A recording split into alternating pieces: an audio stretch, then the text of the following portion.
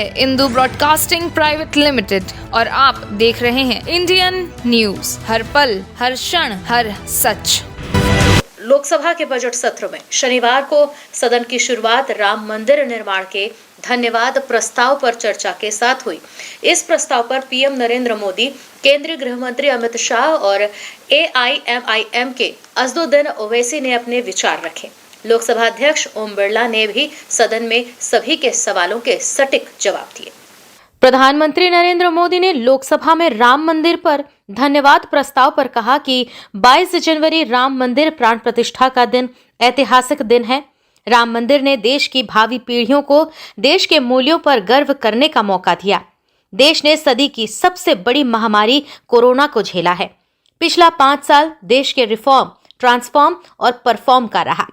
PM Modi ने कहा कि दुनिया की नजर भारत की ओर है। देश ने कश्मीर के लोगों को सामाजिक न्याय दिया। साथ ही उन्होंने कुशलता के साथ सदन को संभालने के लिए लोकसभा अध्यक्ष ओम बिरला का भी आभार व्यक्त किया। और सांसदों ने कभी भी विरोध नहीं किया, शिकायत भी नहीं की, और सभी सांसदों की बिना कारण इतनी फजेत करने वाले लोग मजे लेते थे, उससे हम सबको आपने बचा लिया। इसके लिए भी मैं आपका आभार व्यक्त करता हूं। आदरणीय सभापति जी, ये बात सही है कि हमारे कई लोकसभा के, चाहे 17 भी हो, 16 भी हो, 15 भी हो, संसद का नया भवन होना चाहिए। इसकी चर्चा सबने की, सामूहिक रूप से की, एक स्वर से की, लेकिन निर्णय नहीं होता था। ये आपका नेतृत्व है, जिसने निर्णय किया, चीजों को आगे बढ़ाया, सरकार के साथ अनेक मीटिंगें की, और उसी का परिणाम है कि आज देश को ये नया संसद भवन प्राप्त हुआ है। एक संकल्प लेकर के 18वीं लोकसभा प्रारंभ होगी कि हम हमेशा 100% से ज्यादा प्रोडक्टिव वाली हमारी कार्यवाही करेंगे, और उसमें भी 7 सत्र 100% से भी ज्यादा प्रोडक्टिविटी वाले रहेंगे। ये भी, और मैंने देखा आपने रात रात बैठ करके भी हर सांसदों के मन की बात को आपने सरकार के ध्यान में लाने का भरपूर प्रयास किया।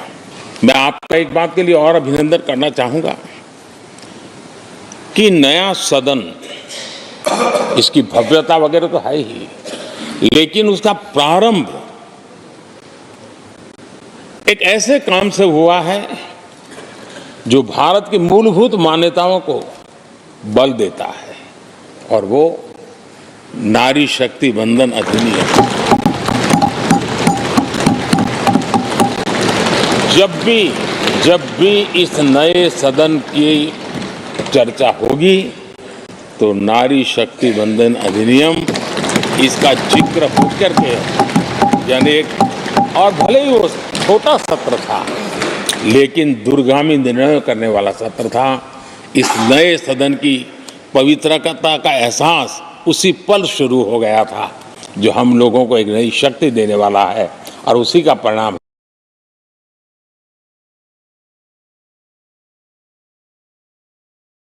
लोकसभा में राम मंदिर निर्माण के लिए सदन व सांसदों के साथ देश की जनता को धन्यवाद दिया, और इस दौरान उन्होंने सदन को संबोधित करते हुए कहा कि 22 जनवरी का दिन 10,000 सालों के लिए ऐतिहासिक दिन बनने वाला है।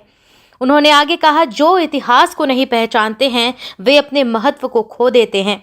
22 जनवरी का दिन 1528 से शुरू हुए संघर्ष और अन्याय के खिलाफ आंदोलन के अंत का दिन था। न्याय की लड़ाई यहां समाप्त हो गई।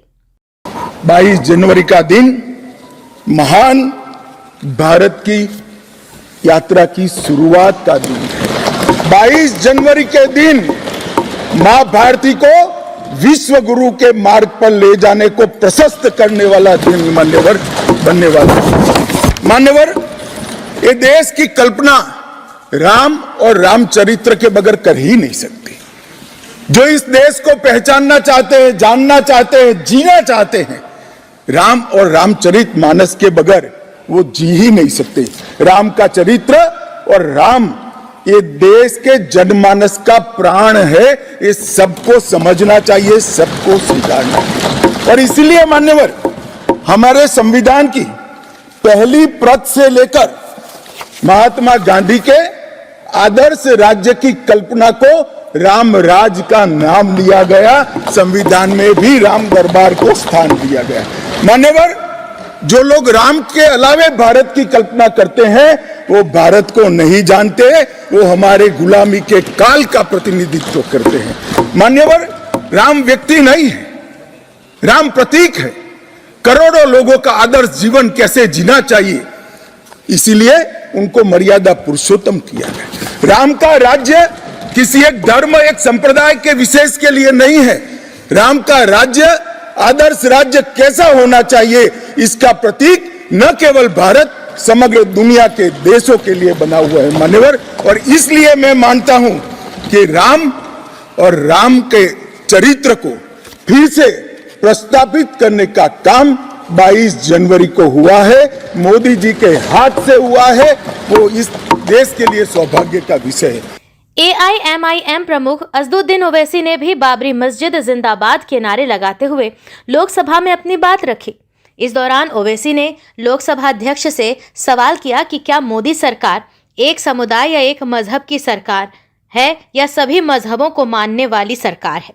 22 जनवरी राम मंदिर प्राण प्रतिष्ठा का उदाहरण देकर एक मजहब को दूसरे मजहब के मानने वालों पर कामयाबी मिली।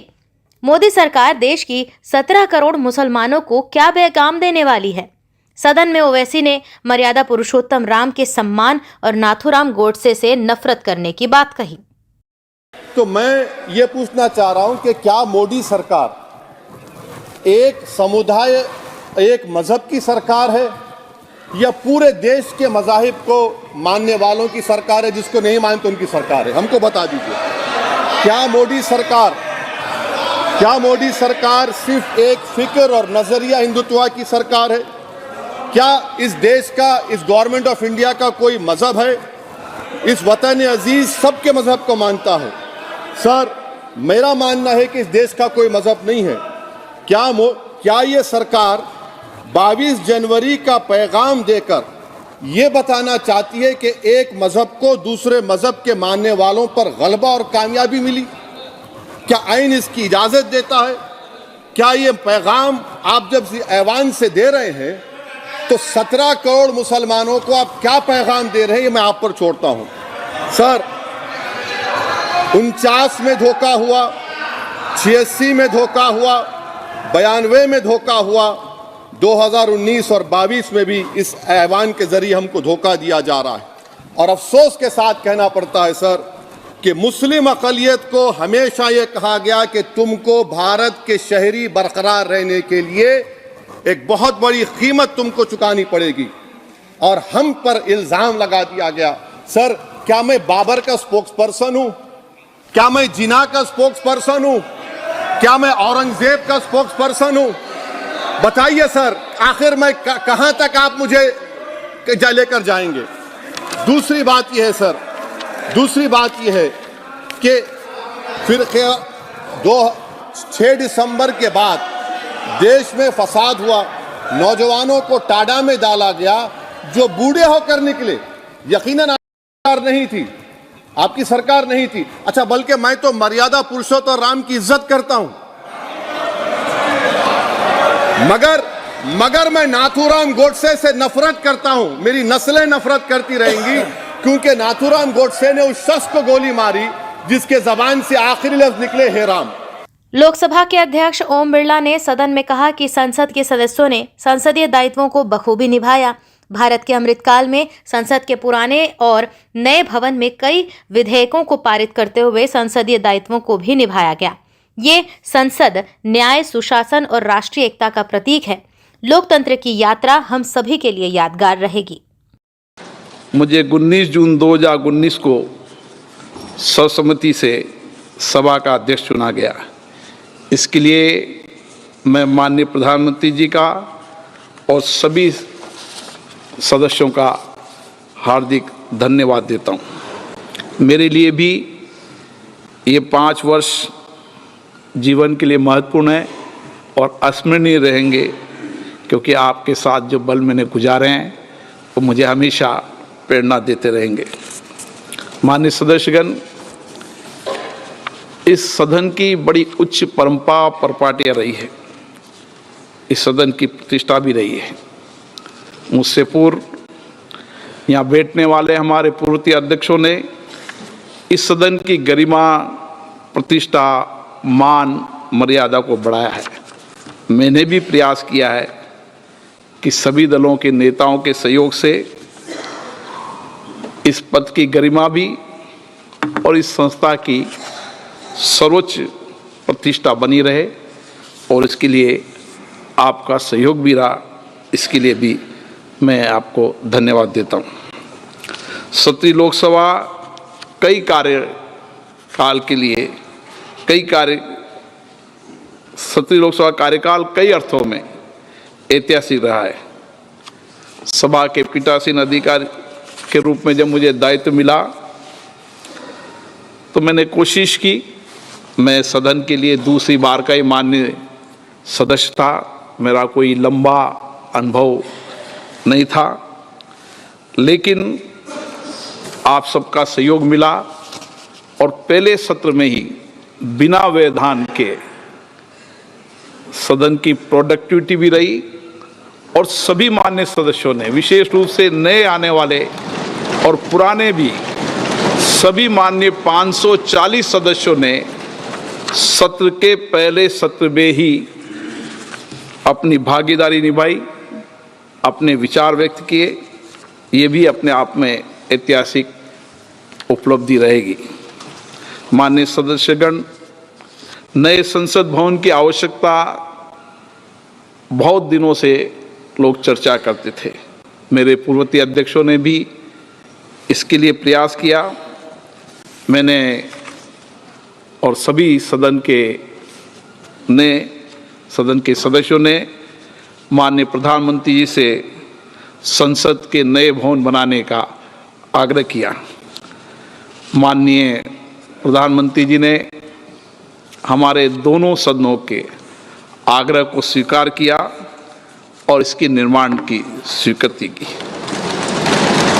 परिसर में हमारे सिक्योरिटी से लेकर तमाम लोगों को, छोटे से छोटे श्रमवीरों को जो देर रात्रि तक यहाँ पर रुकते थे और हमारे माननीय सदस्यों को सहयोग करते थे, उन सब का भी मैं आभार व्यक्त करता हूँ। मैं सभा की कार्रवाई के संचालन में समृद्ध एजेंसियों को उनकी प्रधानगी की सेवाओं के लिए भी धन्यवाद देता हूँ। आपने अलग अलग दल के नेताओं ने जो इस संसदीय पीठ के लिए और मेरे लिए जो विचार व्यक्त किए, इसके लिए भी मैं आपको धन्यवाद देता हूँ। मुझे आशा है हम सबका भावी जीवन समृद्ध हो, स्वस्थ रहे, कुशल रहे और हम इसी तरीके से लोकतंत्र के मूल्यों की संवर्धन करने में अपना जीवन समर्पण करें और जो कुछ भी हमने यहाँ अनुभव प्राप्त किया है उस अनुभव का लाभ देश की जनता को मिले और हमारे प्रयासों से हम समाज के अंतिम व्यक्ति के जीवन को बदलने के लिए लगातार हमारी जिंदगी को इसी तरीके से समर्पित होकर सेवा देते रहें। लोकसभा के सदन की कार्रवाई शनिवार को कई मुद्दों पर चर्चा और विधेयकों के पास किए जाने के बाद संपन्न हो गई। सभी सांसदों ने अपने क्षेत्रों की समस्याओं को लोकसभा में प्रमुखता से उठाया।